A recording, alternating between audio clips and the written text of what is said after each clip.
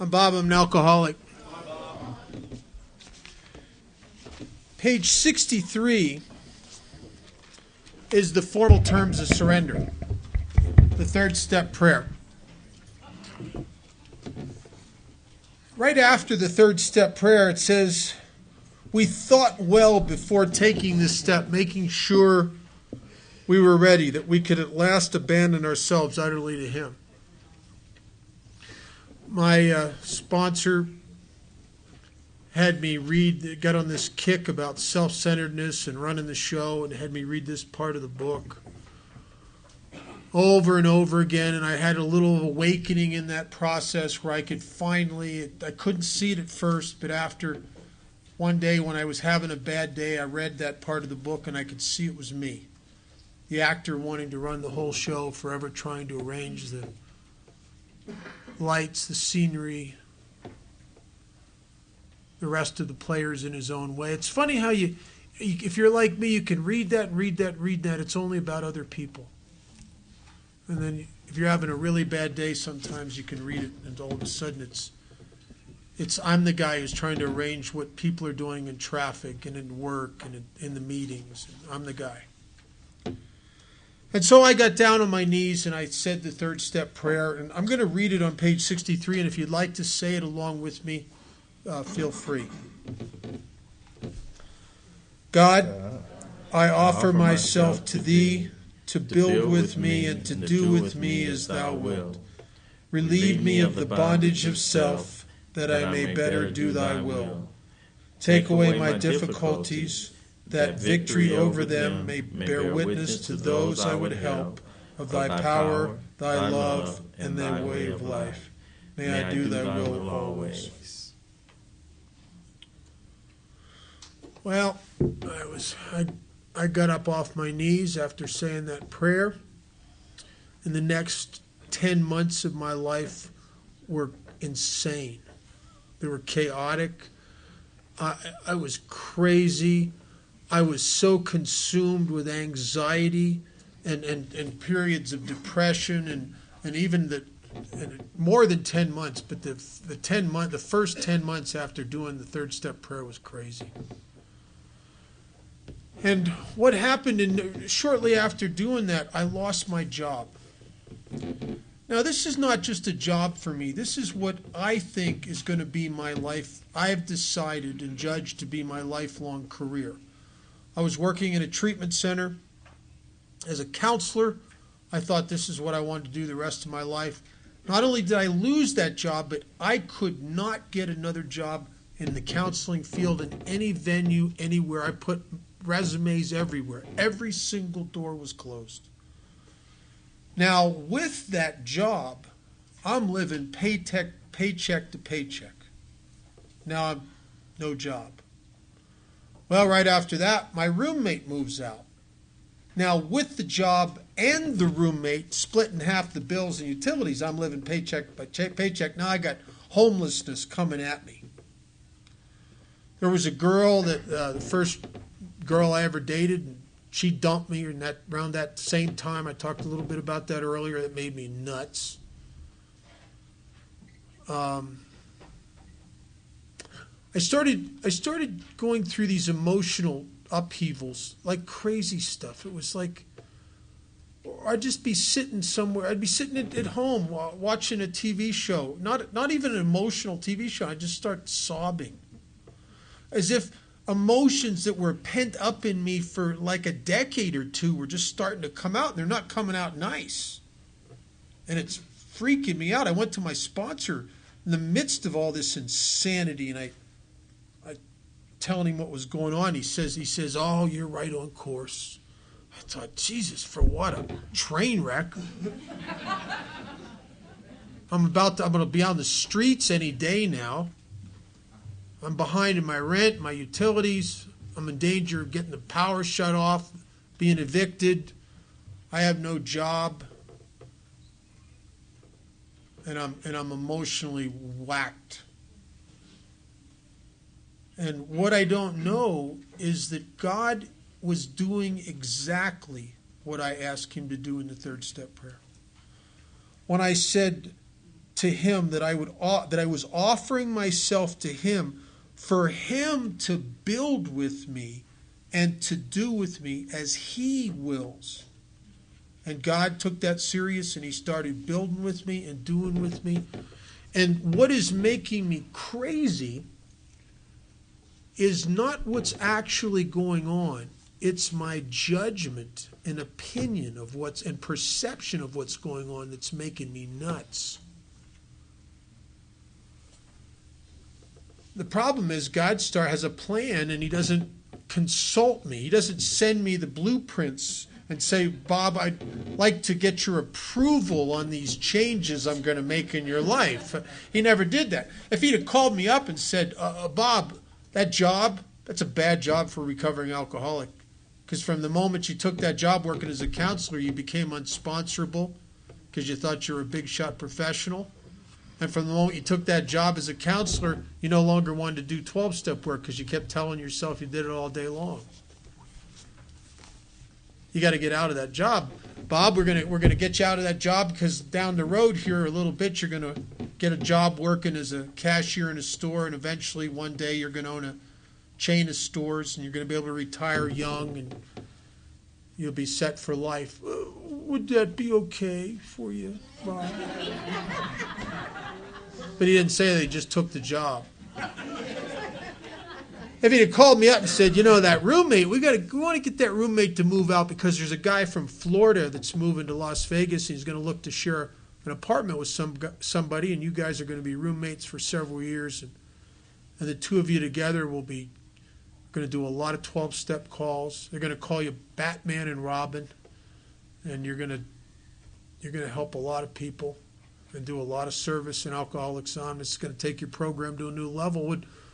Would that be okay for you, Bob? He didn't say they just took the roommate. If he would have said, that girl that you're dating, she's going to drink down the road a little ways, and if you're with her, chances are you'll join her. We got to get her out of there. I just said, good, get her out.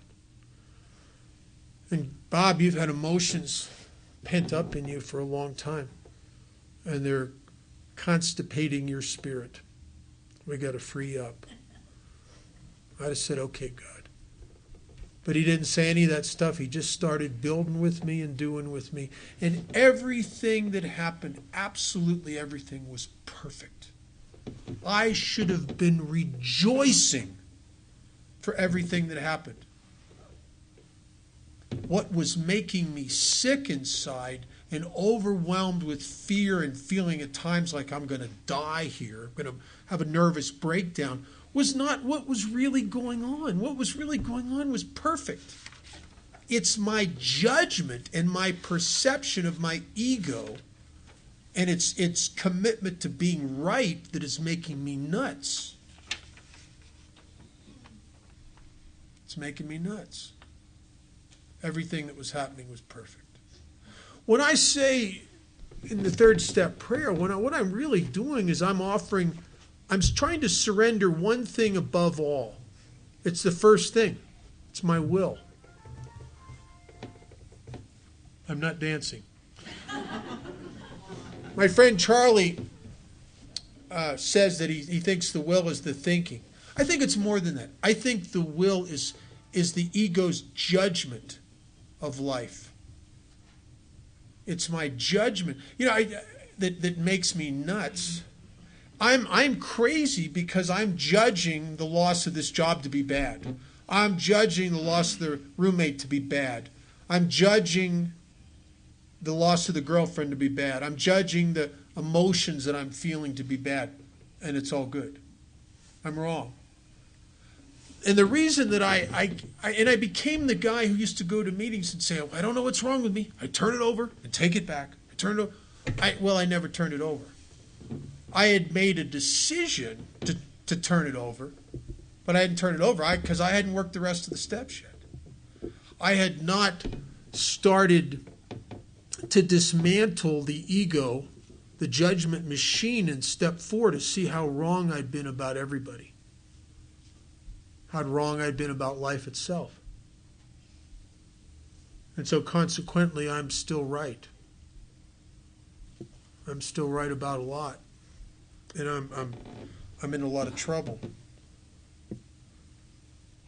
If I were to surrender, if I could carry out the decision in step 3, then I would live the life at its simplest level. I would be a divine receiver of all of God's graces and gifts. I think that sometimes I am like the guy who God's trying to give a brand new Bentley to, and I'm saying, leave me alone. I'm trying to get this old Volkswagen to run. I can't see past my willful judgments and agendas to receive the gifts. I think that the gifts are bothering me because I got a judgment on what you're doing. I got a judgment because I'm so full of myself. And that's the problem. Spiritual growth does not come from addition. It always comes from subtraction. That's why Alcoholics Anonymous is a program of self-abandonment. And one other thing, something that I didn't get right away. I was sitting with a guy, I was 10 years sober. And I'm sitting with a guy that I sponsor, and we're going through the steps, and we get to the 3rd step, and we're going through pages 60 through 63, and we're talking about the actor and the self-centeredness and all that stuff. And we get to the 3rd step, prayer, and I asked him, I said, before we say this, I want to see if you know what you're going to do here, what this is, what you're about to say, and make the decision on. I want you to tell me what you think the 3rd step prayer means. And he reads the first line. He says, God, I offer myself to thee to build with me and do with me as thou wilt. He says, I guess what I'm doing is making a decision to make my life none of my business. It's now God's business, the course it takes. It's for him to build and him to do with me as he sees fit. I'm out of the loop. I have to try to make it none of my business. And then he says something. He says, look, reads the next line. He says, I guess the next line's right because I'm so concerned with myself that I need God to relieve me of the bondage of self. I like that word bondage. I'm shackled to my own addiction with myself. I think there's a grandfather obsession that's underneath the obsession for alcohol, drugs, gambling, money, sex, property, prestige, being right. Isn't the grandfather obsession of them all, isn't that first and foremost I'm obsessed with myself, my feelings, my security, my judgments, my life, what you think of me? Isn't it really all about me? And so I'm asking God to relieve me of the bondage because I am shackled and a hostage to my own obsessive self-involvement. Earlier in the book, it uses a term that I didn't. There's a funny line in here. It says, we're extreme. It uses the word extreme. Extreme examples of self-will run riot. I think to say that we're extreme is a little extreme, actually. I mean, why don't they be nice and just say, Bob, sometimes, No, they say, Bob, you're off the charts. And then it says, here's the kicker. This is how I qualify. How you know if you qualify as an extreme example of self-will run riot? Because of the next line. It says, though we usually don't think so. I've never in my whole life in the middle of a self-will binge or known anybody in the middle of burning their life to the ground sober in the middle of a self-obsessed self-will binge who's ever in the middle of it went, maybe I'm an example of self-will run riot. I never think that. I think I'm right. Though we usually don't think so. And then he reads this next line, and here's where he floors me. Now I'm over 10 years sober at this point. I had been saying the 3rd step prayer as part of my morning routine for 10 years. And I don't understand the prayer. Now, I don't know how you could be a knucklehead enough to say a prayer 365 days a year for 10 years and not know what you're saying, but I got to tell you, I didn't get it. And this new guy says to me, he reads the last line, he says, "Take away my difficulties, that victory over them may bear witness to those I would help. Of thy power, thy love, and thy way of life, may I do thy will always." And he looks at me and he says, "Oh, we're doing all of this just so we can help other people?" And I'm over 10 years sober, and I'm sitting there going, holy shit. I didn't get it. I got take away my difficulties. Yeah, I get that. And I got a list too.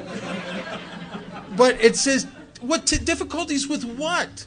With the bondage of self. As a matter of fact, from this moment on, we're going to inventory as a way of life manifestations of self that keep me hostage. I'm asking him to take away my difficulties with the bondage of self so that victory over these manifestations and these difficulties will bear witness to those I would help.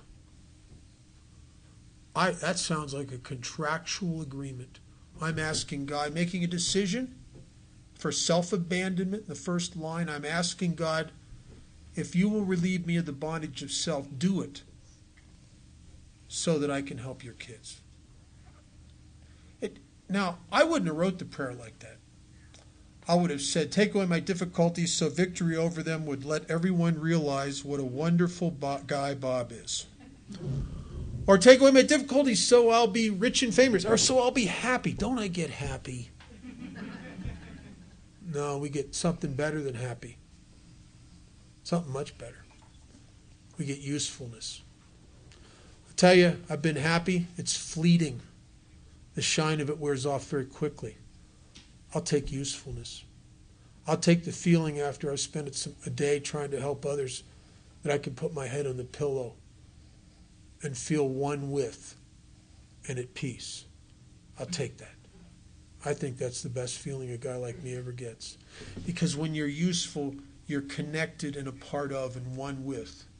Did you ever notice in the 9-step promises, it makes an unusual promise. It says that feeling of uselessness and self-pity will disappear. It doesn't say that feeling of uselessness and that feeling of self-pity, because they're connected. The feeling of uselessness and self-pity. When you're useless and you're not worried, all you think about is you, and you're of no use to anyone else, self-pity is part of that territory. Part of the territory. There's something, self-involvement leads itself to self-pity and depression all the time. I don't like the word depression. I don't like the word self-pity. I like the word depression better. The word self-pity is a pitiful word. It's not a manly word. Self-pity.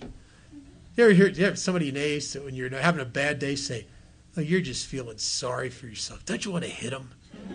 Right? It's a horrible word. It's a horrible word. I like depression. Depression is, if you got depression, my God, you can go to a bar and tell your friends at the bar that you're clinically depressed. They'll buy you a drink. They don't buy you nothing for being sorry for yourself. You got depression, they'll give you pills for depression. They don't give you crap for self-pity.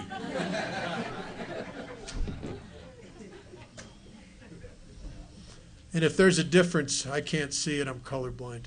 Every time I was diagnosed as being clinically depressed, I was really full of self-pity.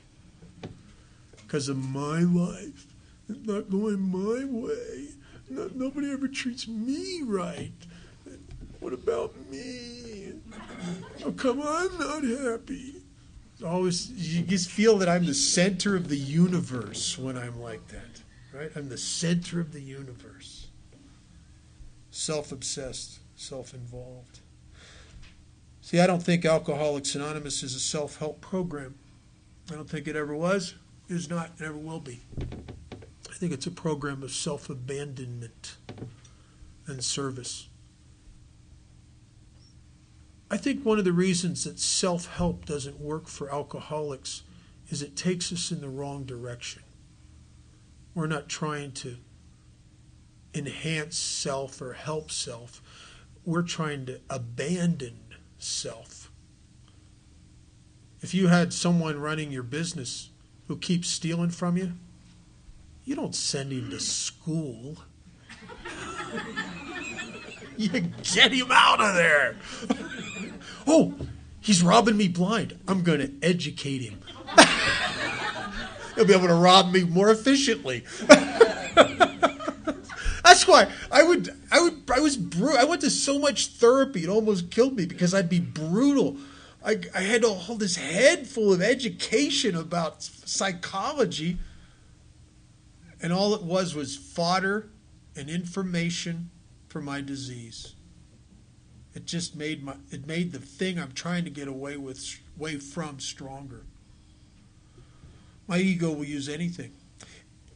Even in sobriety, at times it used the big book. As I started to learn about the book and the steps, my ego used the steps, used the big book, and it used the traditions to self-grandize itself. And I bet you there's a lot of people in this room who had that same experience. You take the best things that have ever happened to you, the things that have changed your life, and you'll sit in a meeting, and all of a sudden your ego goes, what's a shame he doesn't have a good program. Right? You can feel yourself puffing up with your ego, puffing up, using the program to puff you up. So this is really self-abandonment and service. The bottom of page 63, it talks about, I'm going to just talk about this and then move on to Ralph. It says, next we launched out on a course of vigorous action, the first step of which was a personal house cleaning, which many of us never attempted, though our decision, third step, was a vital and crucial step. And it is. It is the turning point. It is not the turn. It is the turning point. Crucial step. It could have little permanent effect unless at once followed by a strenuous effort to face and be rid of the things in ourselves which had been blocking us. Our liquor was but a symptom, so we had to get down to causes and conditions. Blocking me from what? Blocking me from carrying out the decision in step 3. I could get on my knees in the morning and with all the sincerity I'm capable of, turn my will and my life over to the care of God, and 5 minutes later, I'm in my head running the universe. I can't carry it out because I'm blocked. And I'm blocked from the God within me that promises that I can connect with on page 55. That if I could just clear away the stuff that's obscuring me. I have no conscious contact with God. God's become some ethereal thing separate and apart from me. Something up here in the sky or out there somewhere in the ether. I am blocked from God. And I am blocked from other people. I became, by the time I was 4 years sober, I was suffering periodically from depression. I worried a lot. I would wake up sometimes afraid. And not the kind of make you run down the street screaming fears. Just wake up anxious. I'd wake up worrying. Open my eyes and my head would start scenarios about stuff that I was worrying about. I was having a harder time getting along with people. I couldn't seem to get anything in the relationship department. I couldn't get along with people at work, really. I'd become very self-righteous, and I was using everything I'd learned in AA as a weapon to beat other people over the head with. You know what the problem with self-righteousness is? Self. Let me tell you something. If you got the same disease I got, any word that has the word self in it is not a good deal. It's not. There's self-righteous, self-seeking, there's nothing with self in it that's good for my spirit. I was blocked from other people. I remember there were times when I would sit in meetings and I would know that a whole bunch of people were going out to coffee after the meeting and nobody'd ask me. I'd sit. I was very serious at that point. A guy at the TIE Club in Las Vegas accused me of having my sense of humor surgically removed. Well, self-obsessed, self-centered people, there's nothing funny. I had it in it. When you're the center of the universe, there's nothing funny about you because this is a big deal. Everything's a big deal. Big deal. I couldn't laugh at myself. And if you can't laugh at yourself, life is boring. Because you are the center of entertainment in your life. You just don't know it yet. I'm telling you. I have a friend that says when you can learn to laugh at yourself, you'll always be amused.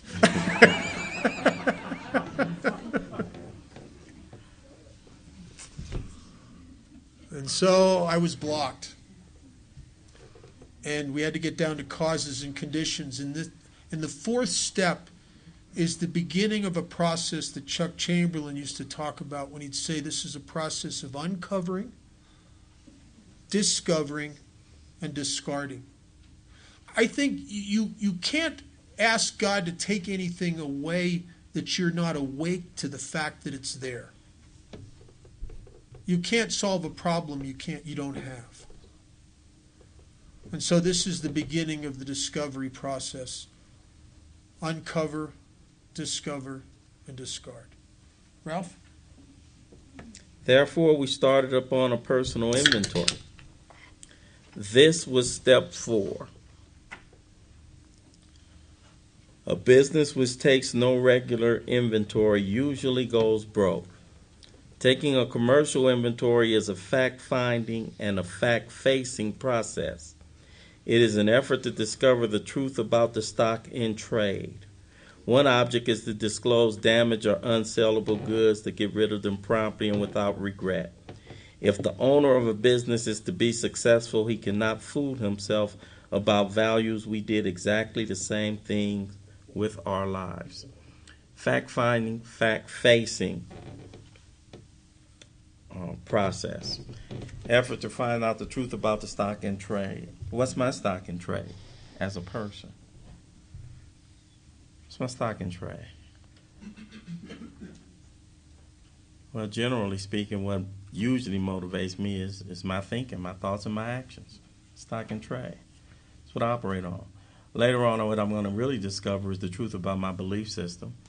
And so I'm going to take a look at my stock in trade, and I'm going to take a look at it honestly. And when Bill wrote the book, he described this process of inventory, and he compared it to a commercial venture.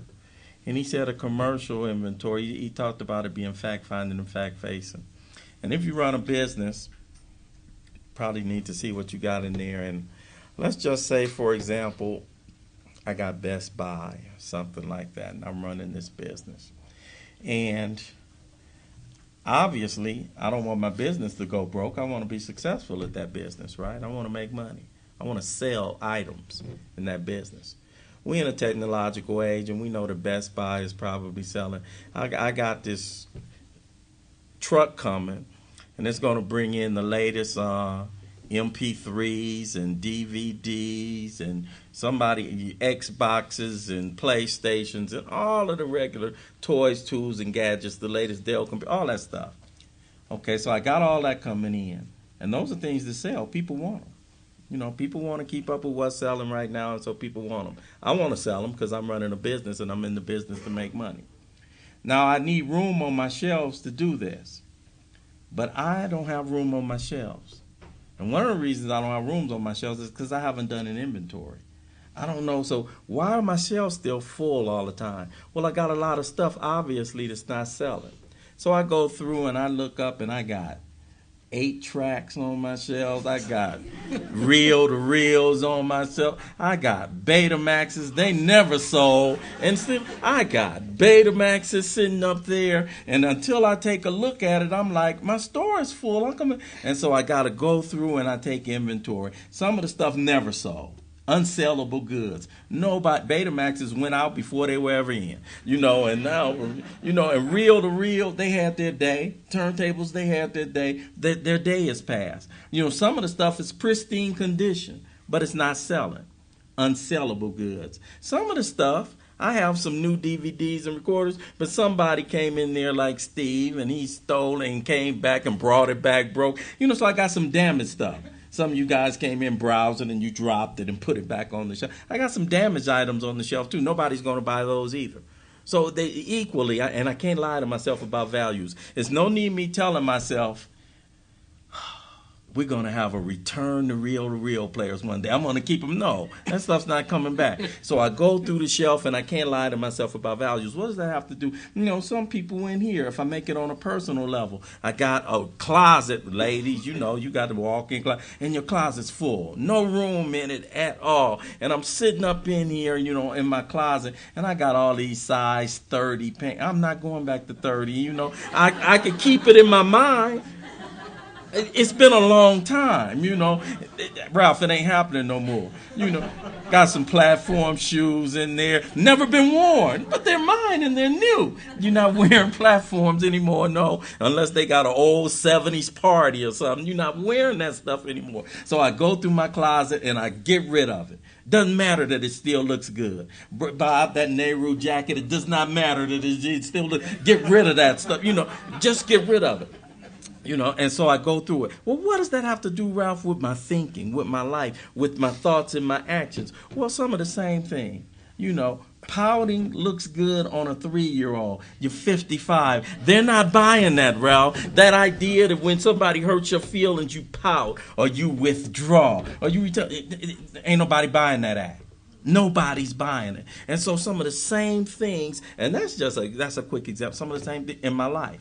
And I go through inventory. So a business that does not take regular inventory will go broke, And so I kind of imagine this deal, and I look at this deal as if there's something in it for me. Remember, I'm not free of my defects of character yet, right? So I let them work for me. I let them work for me at this point. It's something in it for me. I kind of imagine it like Santa. If Santa Claus didn't have a sleigh, if he drove a truck. I imagine he drove a truck and he said, Ralph, I got all this brand new stuff for you. I got brand new stuff, but you got to get rid of your old stuff. I got a whole truckload, furniture, toys, computers, printers, all the stuff you like, big screens and stuff. But you got to clear out the stuff that's in there so we can make room for it. Sounds good in theory. The only difference is, and it's a small one. It's a small one. God don't drive a truck and I can't see him. God doesn't drive a truck and I can't see him. So what I got to first be convinced of is that my old stuff's not working for me anymore. And just be willing to believe that there's something new for me. That's where all of us come in. Because I see you guys walking around with a new way of handling things. I see you not blowing up when somebody says something to you that's out of line. I see you being able to take criticism like a man and not going to a shell and retreat. I see you in interactions with other people and doing it like grown people do. I want that kind. I want those. I want that.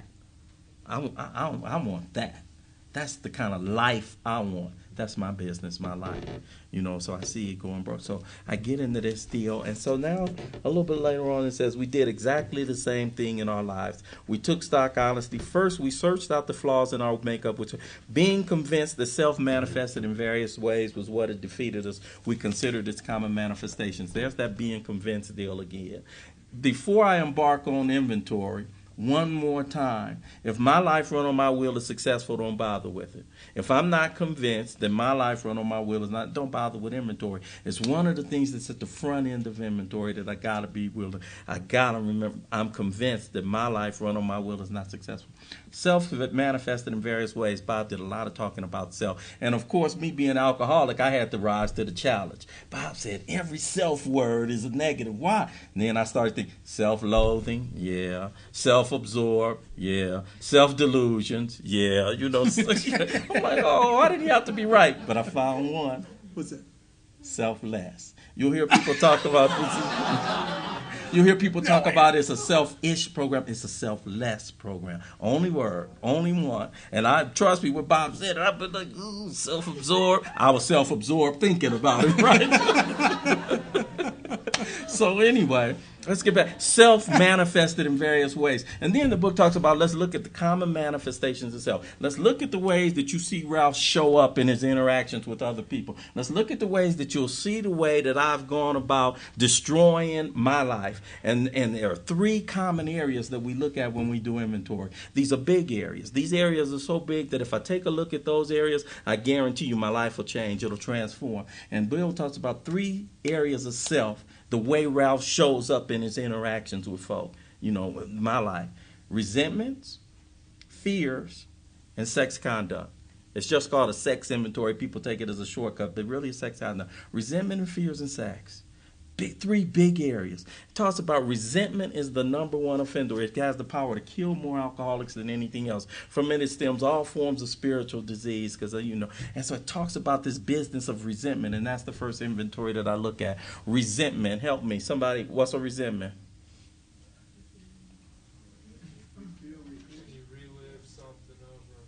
Relive something over and over. I had sex with a girl. I liked it. I think about it over and over. Ooh, is that a resentment?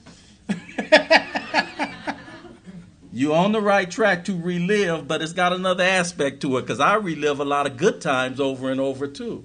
Ooh. To refill what? Reoccurring thought of discontent. Reoccurring thought of discontent. Somebody else. Be mad at someone for your feelings about their behavior. Be mad at somebody out there for your feelings of behavior actions. Let's do it like the game shows. We got a piece of it to refill. To refill a hurt or refill an injury. To refill hurt or refill injury. Bill says, I was burned up. I was hot. I was mad. And to refill that anger, it's not enough to just get mad, let it go away. That's how people handle stuff. Everything that I feel, everything as a person that I feel has a reason for it.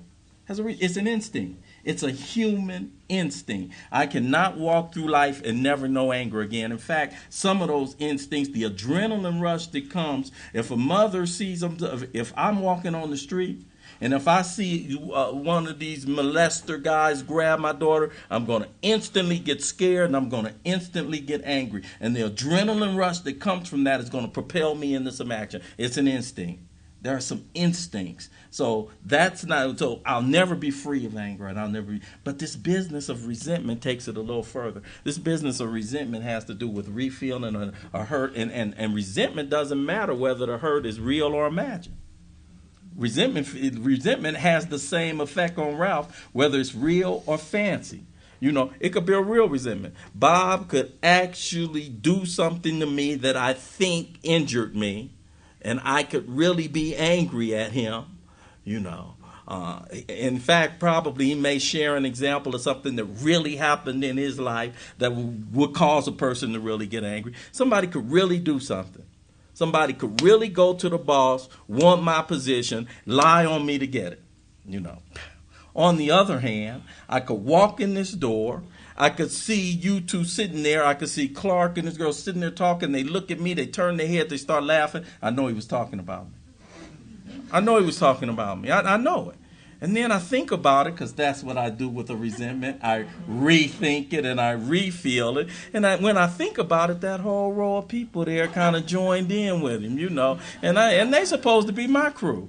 What they doing hanging with Clark now and taking his side in this, And so now I leave here, and that's how resentments really do grow. And then I'm sitting up here, and as I get in my car to leave the meeting, I can see the expression on Clark's face again, and it's like in my head it gets different. Plus he smirked, and he smirked. What was that about, And then when I get, and then now all you people, and pretty soon when I mushroom it enough. It's enough of you people against me at my home group, and now I stop going to meetings with you, all you fakes and phonies and Alcoholics Anonymous that claim that you for my best interest, but all you doing is backbiting and backstabbing me and talking about me, and I leave my help. And that's a far-fetched example, but it's an example that happens every day, and that's why it talks about resentments have the power to actually kill. I leave my help. I leave the hospital. I leave it because you guys, I know you guys were real. You wasn't real anyway, and nobody is for my best interest.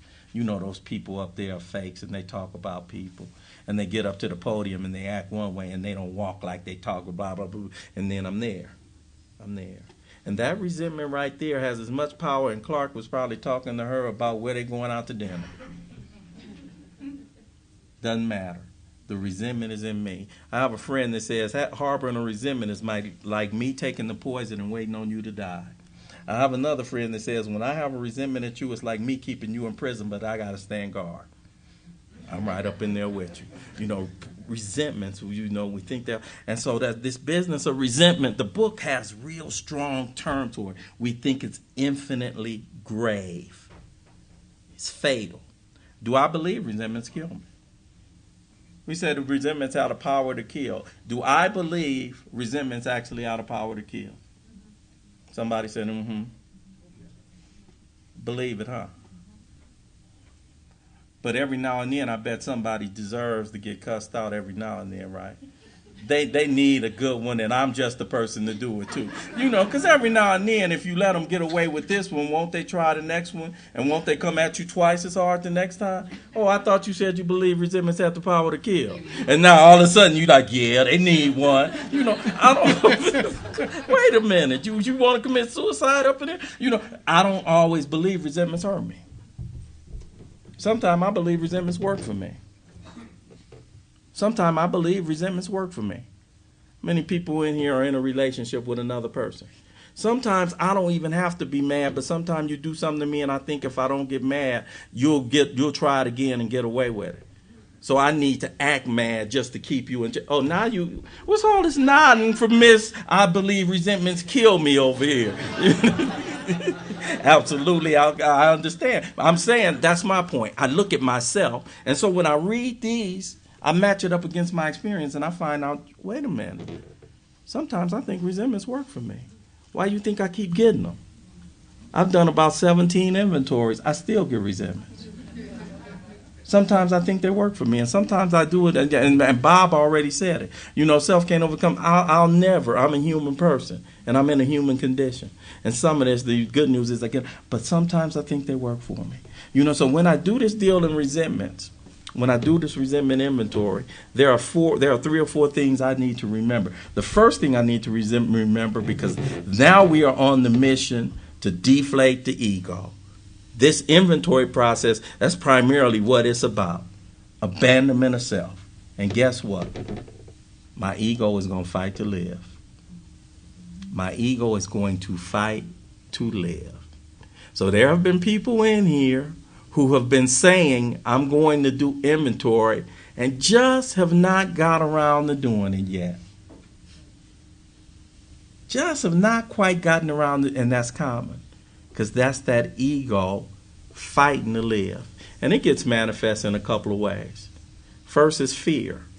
I can't look. I can't look.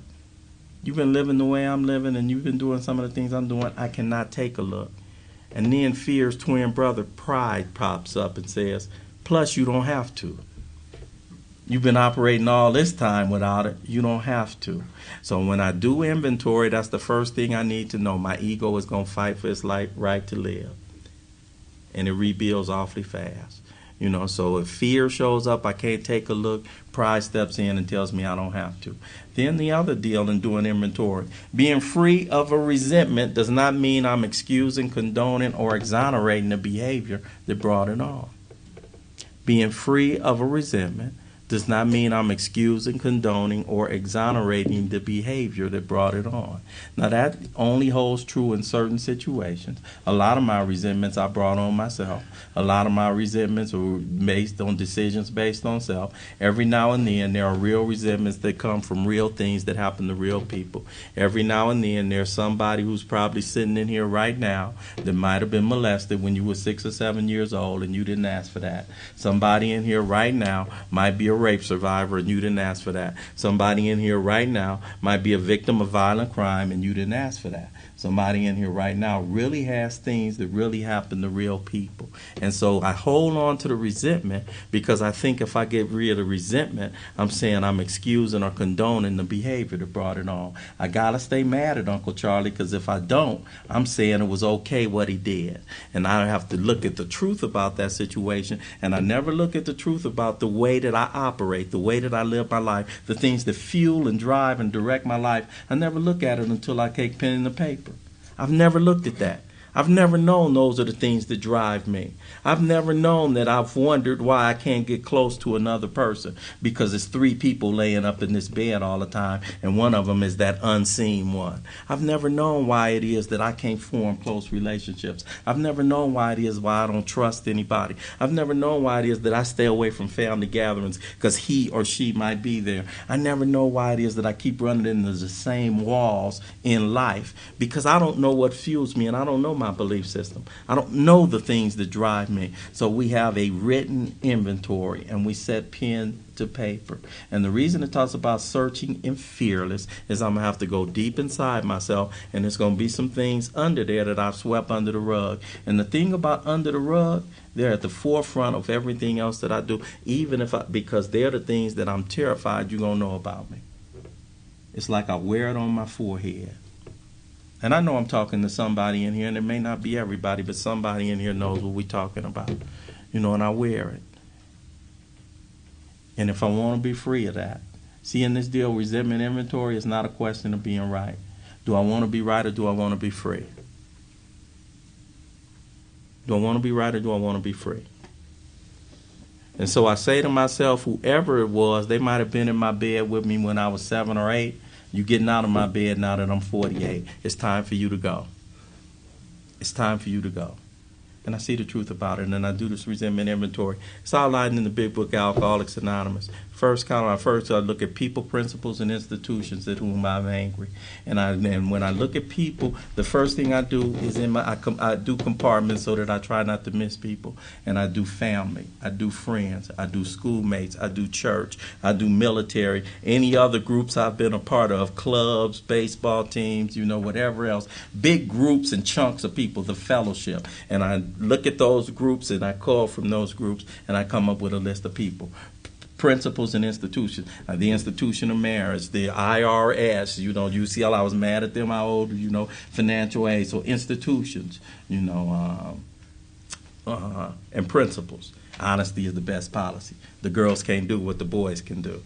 Stuff like that. Those are principles that I might be angry at. And I do people, but most of us pretty much inventories are dominated by people in some institutions. And so I write them as a list. And then I go and I do a second column. And in my second column is the cause. That's where I live most of my life. It's an easy column to do. It's the finger pointing column. I know why I'm mad at you. Sometimes I don't. Sometimes I have this vague unease, and sometimes I'm ashamed and I'm guilty about why I'm mad. My grandmother showed up on my resentment inventory, and my grandmother loved me to death. She was my mom's mother, and she was big, and she was overweight, and she was uneducated, and she was from the South, and she walked barefoot, and I was ashamed of her. I was ashamed for my friends to see her. And I wrote on my inventory, and I was ashamed of myself for being ashamed of her. When I do inventory, it's mine. And the reason it talks about searching and fearless, I take a look at this guy, Ralph White. He ain't always pretty, but it's who he is. It's who he is. And I take a look at it. When I had my daughter, my 14-year-old, I was 40 years old when my wife was pregnant. My wife showed up on that inventory. I was resentful at her. I was through raising kids. As if I didn't participate in that. But I was mad at her. I was mad at her. And guess who else was on my inventory? My unborn daughter. She was on my inventory. And by the time she was born was the time I was writing. She was on my inventory before she came. I was resentful about her taking up all my time. I was through with this. I'm selfish. I don't want to be raising babies anymore. And I was ashamed about that. But by the time she was born, I was well in the recovery. And I've seen the benefits. I've seen the benefits. So, I let that work for me. I look at inventory like it's a treasure hunt. And guess what the treasure is? I'm going to discover something at the end of me. What's my favorite subject anyway? Me. Okay, so do inventory. I'm making this attractive to you guys. Don't you want to, right? Come on. And do this inventory. My favorite subject, me. And so I resolutely look for it. I resolutely look for it. Because I'm not going to be in prison to somebody else. And I'm not going to be in prison to me. To myself. There's something in this deal for me, but I think that in resentments work for me. So I do that, and then I write the causes. And then in the third column, and it's in the book, I don't have to invent anything. It's 7 areas of self that I ask myself, which area of self is hurt, threatened, or interfered with? Is it my self-esteem? And I have some definitions that I use that aren't Webster's, but they're just for purposes of writing inventory. It's definitions I use. Is it my self-esteem, the way that I look at myself? Is it my pride, the way I think others look at me? Is it my ambitions, what I think I want to be okay? Is it my security, what I think I need to be okay? Is it my personal relationships, any relationship where sex is not involved? Is it my sexual relationship, any relationship where sex is involved, real or imagined? Or is it my pocketbook, my money, or my property? And I look at those 7 areas of self, and I ask myself, where would they hurt, threaten, or interfere with in relation to that cause in that second column? My daddy, he lied, he was weak, he was an alcoholic. What did that hurt? What part of me was hurt, threatened, or interfere with the fact that my dad was alcoholic? It affected my self-esteem, the way I felt and looked at myself. That there's something wrong with me, and I thought less of myself because I must be a reflection of my dad. My pride. I thought other people looked down on me and my family, knowing he was alcoholic. My personal relationships. I shunned relationships with people who would know that was the case, and I shunned having a relationship with my dad. My ambition. I always wanted a father-son relationship that was kind of like a Cosby one, and I didn't have that. My security. I didn't have, that the security of a father taking care of his son, showing me what it is to be a man. It affected, curiously, my sexual relations. How did your dad, being an alcoholic, when you were a kid, affect your sexual relationships? I've always felt inadequate as a man, and I've always felt like I had to buy you, and I always felt that I am what I can give you, and if you really know me, you are not going to like me, and I'm wearing the scarlet A alcohol on my forehead, even before I was one. Just by association, my pocketbook, clearly it was hurt, threatened. It was hurt and interfered with. We didn't have money. My old man spent his check every 2 weeks. We scuffled growing up. So I look at those 7 areas of self, and then, we look at that 4th column, resolutely putting aside the wrongs other people had done. Some people call it my mistake. Some people call it the blame. I've written them calling it my part. Bob has a big deal with that part because he thinks it implies that, wait a minute, it's not all yours. But in that 4th column, I look at myself. Where was I? Selfish, self-centered, selfish, self-seeking, dishonest, or afraid? I was selfish because I wanted my dad to be other than what. I was selfish because I wanted for him something he couldn't even get himself. I was selfish because I acted like he had a choice to be alcoholic when I know better. I'm one, and it ain't a choice, it's a disease. I was dishonest. I was dishonest because I wanted him to be beyond his capability. Sometimes in a resentment that I hold at somebody, I want to hold them up to be something they're not capable of being. And one of my resentments I had for my dad, it was because he left us. And one of the deals that I looked at that I was dishonest in that resentment was I was dishonest because he didn't leave us. My mom put him out. Didn't even know that. I was dishonest and I was selfish because I was only thinking about myself and the way it affected me. I never thought about what that man must have went through on a janitor's salary, with a janitor's education, with 6 boys, with a mom like mine that was very strong-willed and determined. I never thought about how scary that was for him. I raised 2 and it's scary. I never thought about it. And I made money and was very sick. I never thought about what it must have felt like to be in the grips of this disease, to be a low-wage, blue-collar guy with 6 boys that he was responsible for. I never thought about that. Kind of dishonest, that kind of stuff. So I do that when I go there. There's a prayer that we say that's affiliated with doing that too. And there are a couple of prayers in the 4th step. One of them is, as we say, perhaps they, like ourselves, were perhaps, spiritually sick. Bob's going to talk more about that part too. I know he is. But they, like ourselves, were perhaps spiritually sick. We ask God to show them the same pity, patience, and tolerance that we would grant a sick friend. And so I go through that deal, and I go through that 4th, and I write. and I get free of the resentments. And then I go to the fear inventory, because aside each one of those, when I go to my fourth column, I see the fears.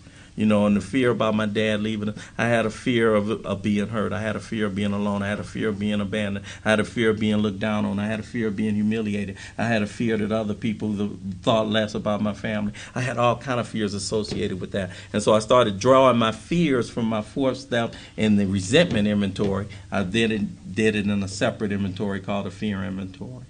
And it says in the fear inventory we listed our fears.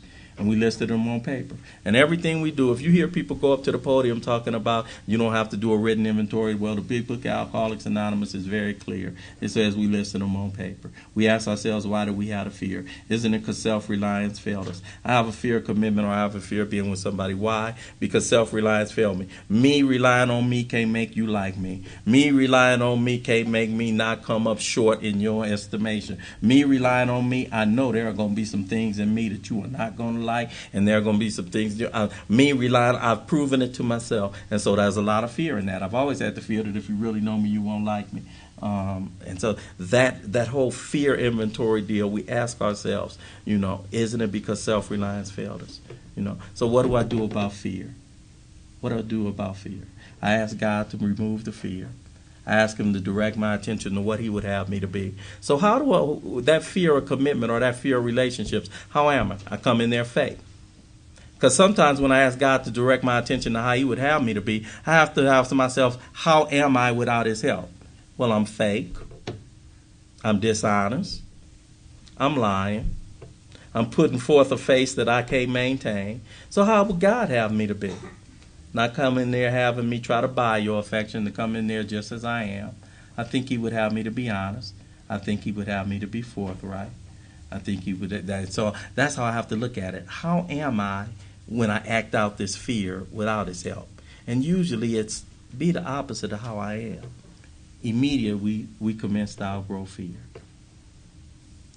We commence to outgrow fear. And then that last inventory is our sex conduct inventory, which I guess is it time for a break now, Bob? We could. Okay, and then we'll talk about sex inventory when we come back from the break, and Bob is going to talk about 4 when we come back from the break.